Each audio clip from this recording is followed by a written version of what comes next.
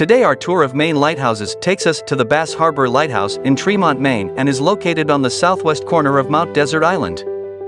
This lighthouse is one of 3 lights managed by Acadia National Park. The BASS Harbor Head Light Station was constructed in 1858 from funds appropriated by Congress. The lighthouse was listed in the National Register of Historic Places in 1988. When you arrive at the lighthouse, you will see a walking path on the right side. This path will take you next to the tower and lighthouse viewing area, where you have a great vantage point to see a panoramic view of the harbor and the islands in the distance.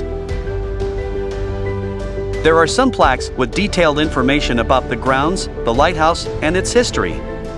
On the left side of the buildings is another walking path. This path will take you to a stairway that follows down the front face of the cliff, eventually arriving at a prime spot for capturing a picture of the lighthouse and cliffs.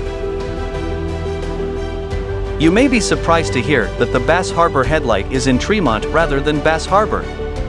The fact is, Bass Harbor is actually a village in the municipality of Tremont, along with Bernard, Gotts Island, Seal Cove, and West Tremont.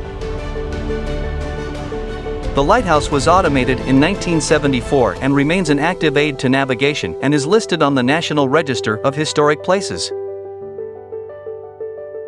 It appeared on the America the Beautiful Quarter in 2012 and the National Park Service Centennial Postage Stamp in 2016.